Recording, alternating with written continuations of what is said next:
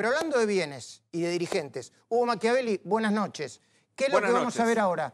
Mira, Luis, estos son los documentos que vas a ver en detalle en el informe de la compra que hizo la obra social de camioneros al Instituto Antártida en 2009 en 10 millones de pesos. El Sanatorio Antártida. El sanatorio se llamaba instituto formalmente, como persona jurídica.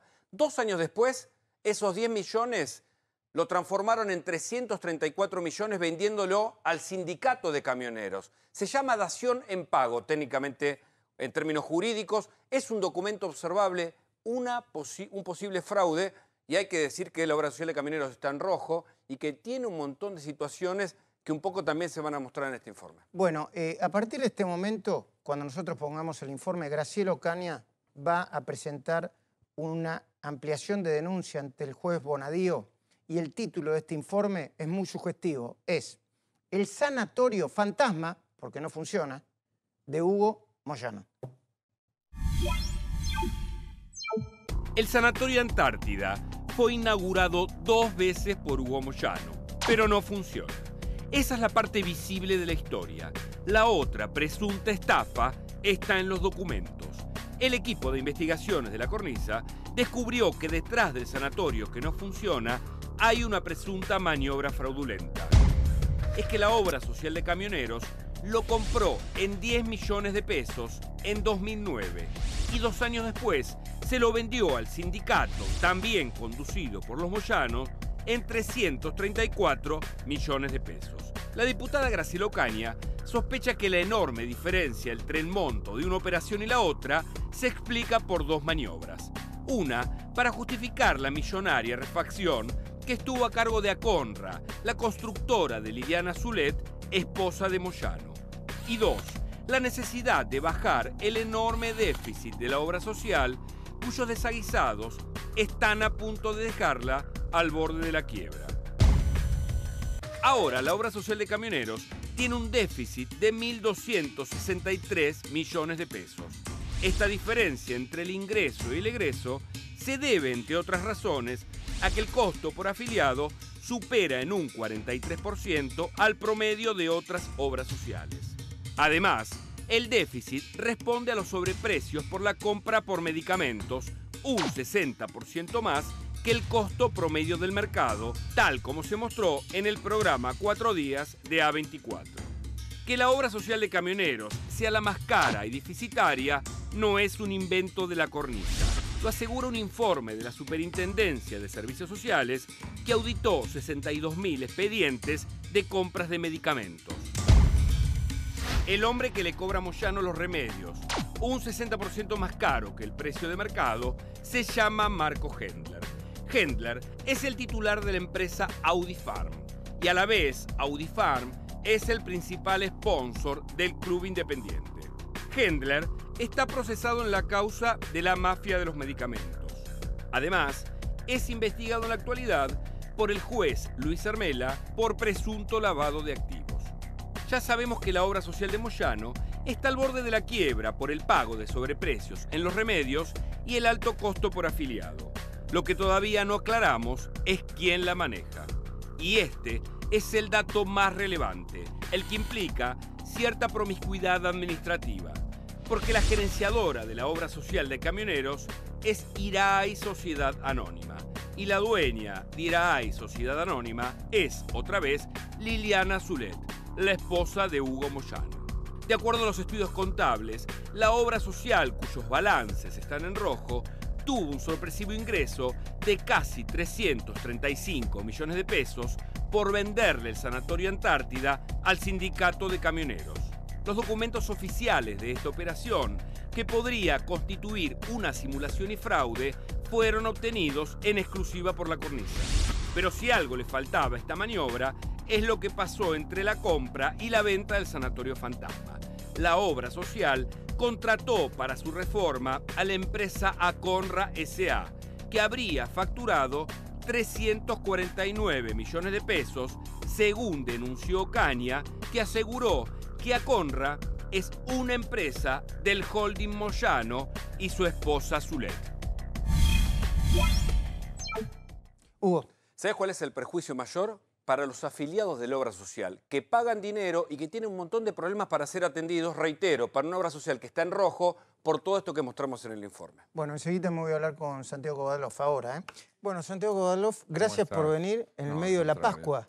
¿Y es Pesaj para vos? Para la comunidad judía, sí. Sí, yo diría que una actitud conciliadora e integradora sería llamar a lo que estamos viviendo judíos y cristianos Pascuaj.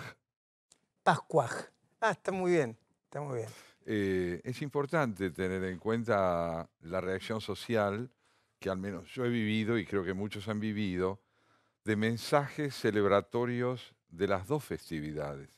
No era frecuente hace algún tiempo que quienes celebraban la Pascua o el Pesaj recordaran a quienes no lo celebraban o celebraban una fiesta equivalente. De hecho, el que hoy podamos concebir las dos festividades como significativas para el prójimo hace evidente que hemos ganado un espacio de reconciliación importante. Mira, Santiago, hoy empezamos este programa hablando de una Argentina un poco complicada, ¿no? Donde todo el mundo se tira cosas y trata de sacarse los problemas encima y ataca a amigos y enemigos. Y yo tuve oportunidad de ver un video de Malvinas que antes de terminar el programa lo vamos a poner, que hizo Encuentro. No sé si el ministro tuvo oportunidad de verlo, pero es un video. Bueno, mañana se cumple el 36 aniversario del desembarco de las tropas argentinas en Malvinas, ¿no? Y yo estaba pensando, ¿qué Argentina tenemos hoy? Es una Argentina que mira para adelante, que mira para atrás, que está anclada en el pasado, que está anclada en la grieta, que se tira trampitas graves o pequeñas todo el tiempo. ¿Qué Argentina tenemos, Santiago Kovadlov? Yo te diría que es una Argentina en transición, muy marcada por las contradicciones que esa misma transición implica, pero medularmente estamos intentando transitar de lo que yo llamaría un régimen autoritario hacia una democracia republicana. ¿Quiénes están intentando transitar hacia allí? Los que entienden que el poder político debe estar sujeto a la ley y no la ley al poder político. A ver, ¿cómo es eso? Y que el poder político esté sujeto a la ley quiere decir que la Constitución Nacional tiene la última palabra en cuanto al alcance de los procedimientos políticos. Significa que la ley es la que determina cuál es el límite de legitimidad de una acción política. Esta transición hacia allí está incluso afectada por las dificultades de la propia ley de quienes la representan. Por cierto, ¿Vos decís por los jueces? Por los jueces, claro. por los fiscales. El sistema judicial, lo veníamos conversando creo con Alejandro, está en su peor nivel de aprobación de la opinión pública, ¿no? Claro, pero no solo está representado por quienes transmiten esa corrupción, sino que está representado, aunque no todavía con el poder suficiente en el orden judicial, por quienes están decididos a vivir dentro de la ley y en el marco de la Constitución. Pero la transición todavía es una transición contradictoria. Yo creo que tenemos un gobierno que no solo es constitucional, sino que está decidido a un cambio fundamental en cuanto a la concepción de lo que es un ciudadano. ¿Sí lo sentís así vos? Sí, lo siento así. No quiero bajar el nivel No, déjame que te diga por qué sí. Creo que es así. Sí. Porque los errores que comete este gobierno los comete en el marco de esa búsqueda de una calidad cívica más alta. Quizá no sepa hacer bien lo que está decidido a hacer. Y lo que está decidido a hacer es a lograr que la dignidad de una persona se traduzca en su inscripción dentro del sistema de trabajo, en la educación y en la salud. La provincia de Buenos Aires es un ejemplo acabado de lo que es esa decisión y de la magnitud de la tarea que hay que llevar adelante. Que hay que llevar adelante, entiendo. Ahora, Santiago, te voy a poner un ejemplo de esta semana, que es apasionante para discutir. Yo creo que el presidente, al defender a Aranguren, cuando Aranguren dice, bueno, yo voy a esperar que las cosas se pongan mejor para traer la plata del exterior, yo respetuosamente lo digo por la investidura, yo creo que se está equivocando, porque plantea un argumento que es, nosotros le deberíamos agradecer a Aranguren y a muchos otros que hayan dejado la actividad privada e incluso hayan vendido las acciones que tenían Shell, Arangure, que las vendió y parece que un precio bajo que le hizo perder, según el presidente, la mitad de los ahorros de toda su vida por amor a la patria.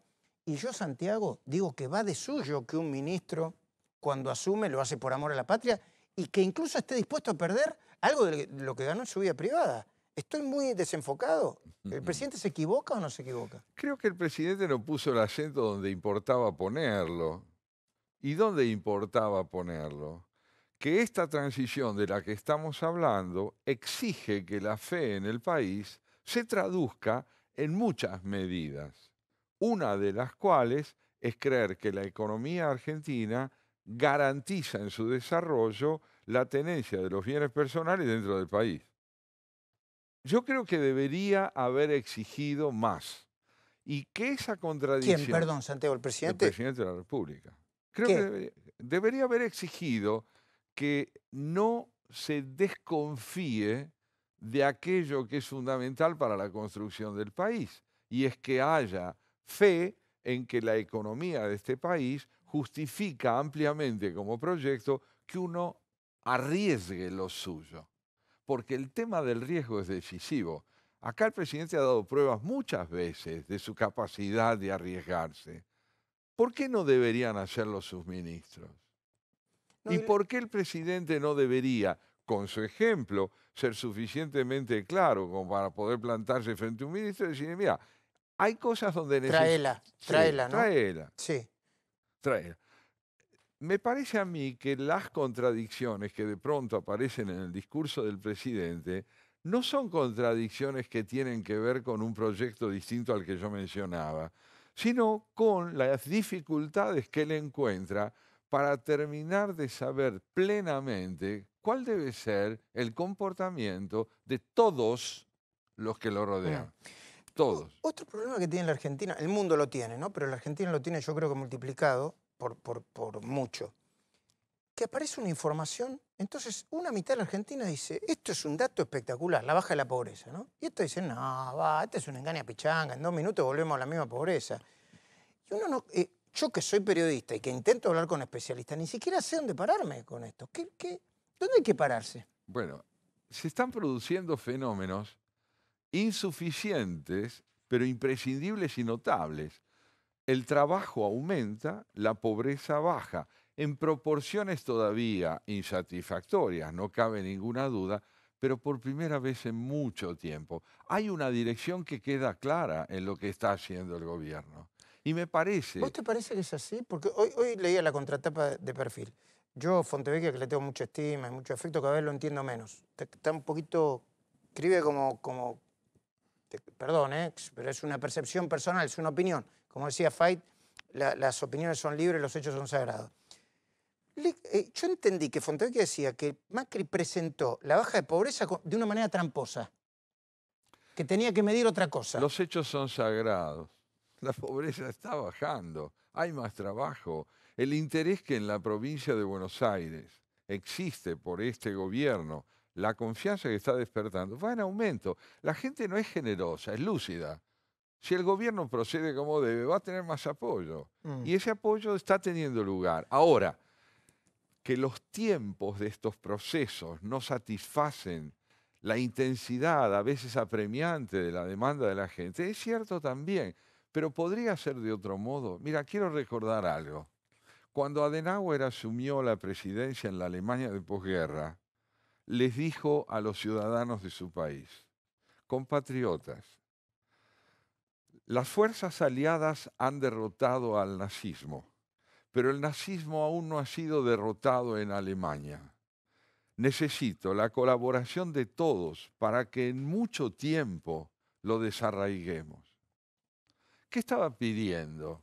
Lucidez en primer lugar, se había perdido una guerra, pero había una cultura todavía vigente. Y en segundo lugar, la colaboración que se caracteriza por la capacidad de obrar esperando, de actuar haciendo del tiempo una herramienta gradual de desarrollo. Porque de lo contrario reina la magia. La magia es el procedimiento mediante el cual el tiempo es subestimado. se pasa del instante deficiente a la plenitud del instante cabal. ¿Vos querés decir, Santiago, que todavía alguna herencia cultural yo diría, del menemismo, del kirchnerismo, Y de antes. y de la dictadura también no desapareció? No, hay un autoritarismo que está fomentando el populismo. ¿El populismo qué hace?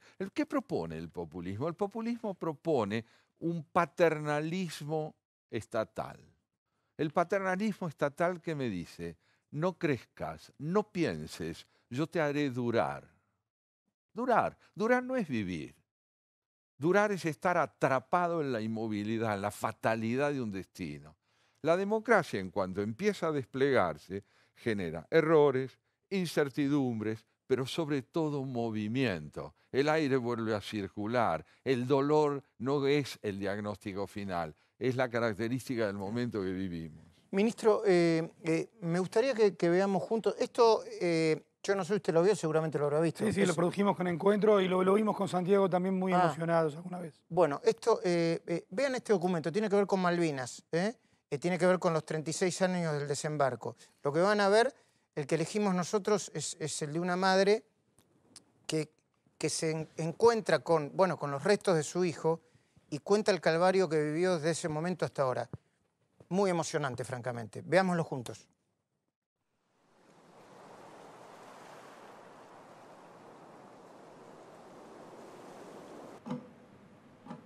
Ver con el nombre de mi hijo ahí, José Antonio Reyes Lobo, en su lugar donde tiene que estar.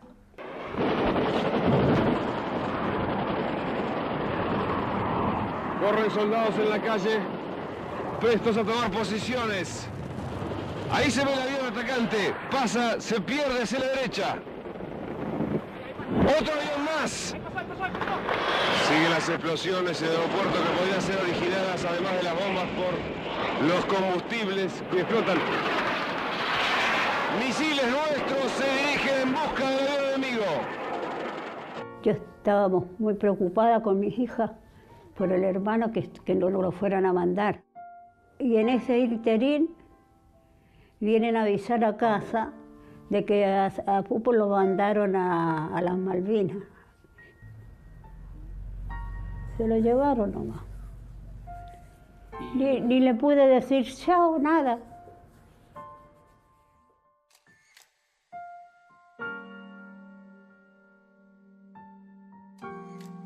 Mi mamá se enteró que José falleció el día que lo fue a buscar. ¿Vos sabías que las lágrimas se secan, igual se agotan? Bueno, a mí se me agotaron las lágrimas. Para nosotros va a ser una tranquilidad enorme saber que si está, dónde, y si no está, saber que no está ahí. El desafío en términos logísticos y científicos fue inmenso. Fue la operación forense de identificación de restos humanos más austral que se haya llevado a cabo nunca en el mundo. Se recibieron muestras de 107 familias y surgieron 90 identificaciones.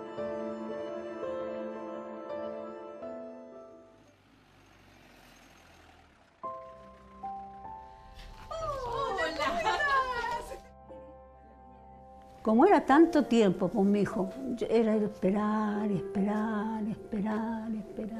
Lo repasamos y llega a una conclusión, ¿sí? En este caso la conclusión es que José Antonio fue identificado en el cementerio.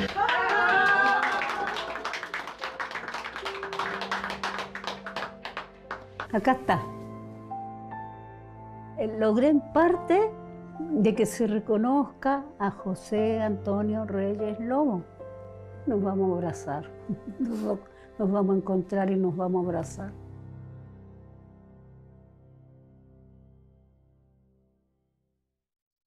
Nos queda un minuto, Santiago. Me gustaría que en este minuto aprovecháramos para reflexionar sobre esto, ¿no? Sí, suponiendo que uno pueda decir algo coherente, porque el dolor es avasallante.